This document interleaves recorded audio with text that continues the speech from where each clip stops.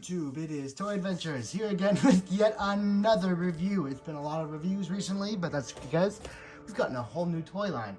And today, I've decided to do the Jurassic World Dominion Quetzalcoatlus first. Now, I originally was going to be doing this Tyrannosaurus, but I decided to do the Quetzalcoatlus first, simply because it is a movie dinosaur. Now, the Tyrannosaurus could be one, for all we know, but we know Quetzalcoatlus is going to be there. Now, while this is nowhere near the size it was in the trailer, it is still a fairly sized toy, and I believe it is actually accurate to the actual paleontological, I don't know why I always mess that word up, the actual creature from prehistory. So, it's still a win. Now, as you guys know, or at least those of you that are familiar with me know, I'm not a big fan of Mattel flyers, and this one is still par for the course, not very good. And I'll get into why. There's a lot of decisions that they should have made that they didn't, and I still think the best flyers from the Jurassic World line, as of to this date, are the Hasbro ones from Jurassic Park 3. They have the best articulation and everything. Oh, I guess I completely forgot about the Hammond collection, but even the Hammond collection is a little wonky at times. But who knows? Will this one be better? Is it better out of the box? I mean, we'll find out. I doubt it, though. Anyway, taking a look at the packaging, it is your standard Mattel packaging. Taking a look here at the back, it says Total Wing Flapping Action. And you have a chomping action, which is pretty cool. There's the Tyrannosaurus. Now, I'm still looking for the Allosaurus. I have not been able to find him yet, but I definitely want to get that. So, anyway, with that out of the way, let's go ahead and open up the Quetzal. And here it is out of the packaging. And also, here is why you can see why I don't really like these things. Yes, it's cool that it has this nice flying pose, but for one, it's very disproportionate, and two, this is the best ground pose you're gonna get with it. And you know, if you're gonna display it on a shelf, you ideally want to have it in a convincing-looking ground pose, where it's landed. I mean, it's not like this thing was eternally in the skies. It had to land sometime, and I'm sure it's gonna. I'm a bird.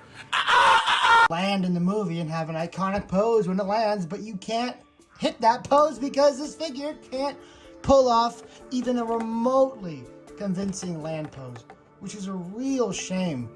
And it's the main reason why I don't like Mattel flyers, because Mattel really never thinks of that. They always think, oh, well, it looks cool while its wings are out, and then that's when their thought process stops. They don't engineer a toy that can convincingly do both of its needed poses. So that's why I'm really not big on Mattel flyers, and why even when there's a new ones, I don't get it. I got this one because it is a movie dinosaur. It's from the movie, so there's a reason to get it. It's not just, you know, something there to fill out the toy line. So anyway, how you're supposed to pose it, of course, is like this. But this requires it to be held 24/7 or just sit on the shelf like it's dead. So that's my biggest complaint with these. This is really just like my, kind of medium to vent my frustrations with Mattel flyers in general. Not particularly just onto this Quetzalcoatlus, because it's just a par for the course for Mattel flyers.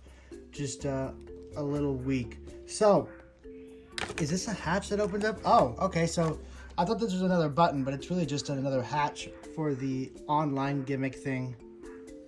And, yeah. This is the button, of course. Every flyer toy that has a action gimmick, it is the wing flapping, and it is a good action gimmick to have, and it has a very convincing one. And down here on the bottom of the body, very small, disproportionate, tiny little body.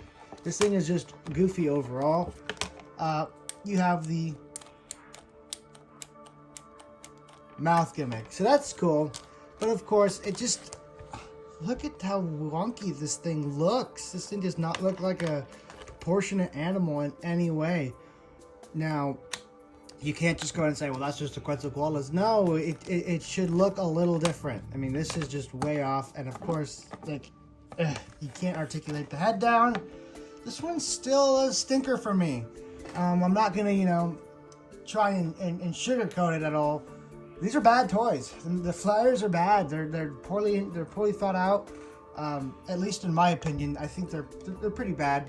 I would go for Hasbro ones. Hasbro ones, you can articulate the neck to the point where it at least has a convincing look. There's nothing.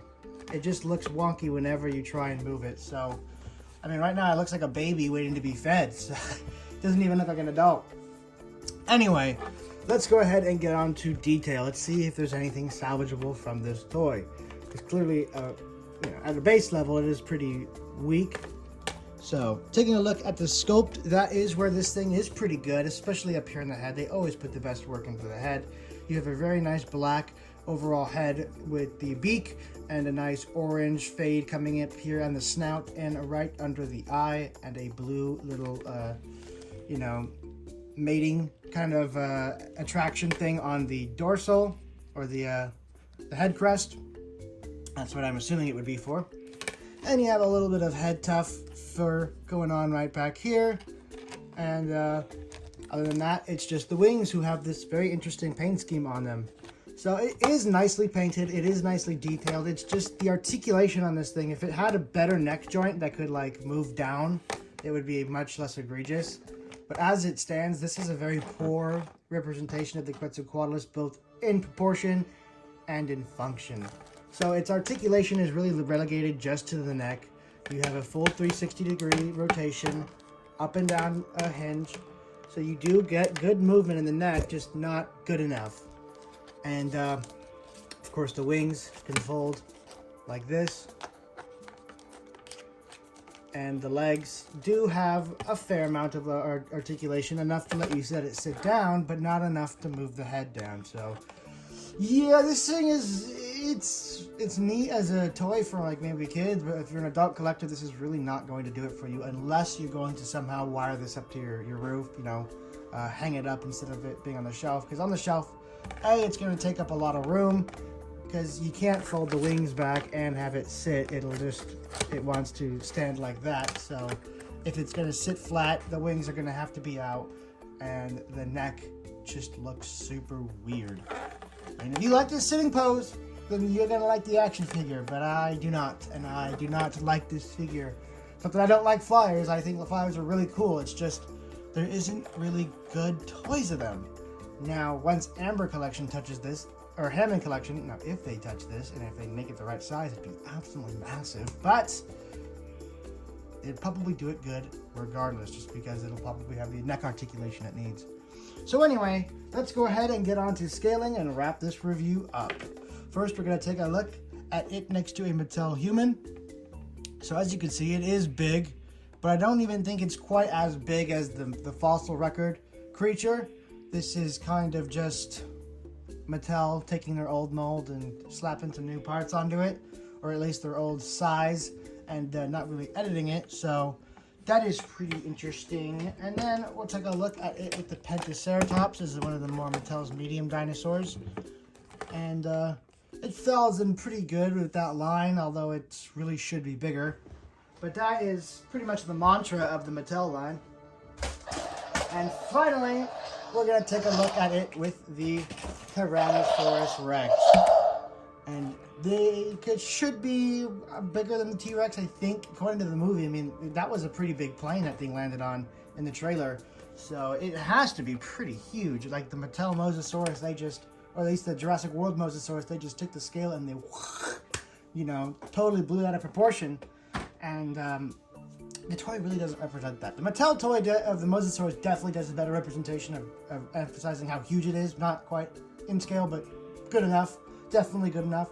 This one is definitely on the weaker side in multiple aspects. So that's my final conclusion on it. It's a weak toy. It's cool if you just want the Quetzalcoatlus and you're going to hang it from your ceiling. You don't care. That's cool. It is nicely painted and detailed, but I'm not a fan of the toy itself. I'm sure we're going to have much more fun tomorrow when we take a look at this guy, because I'm already in love with this guy, just the way he looks. So that is for tomorrow, and I cannot wait to take a look at it with you guys. But for now, I'm going to give this one 5 out of 10. It has good paint, it has a good sculpt, but that is about it. The action gimmicks are good, they work, but It's really the whole other, everything else about it. So, anyway, guys, thank you so much for watching. This has been Toy Adventures.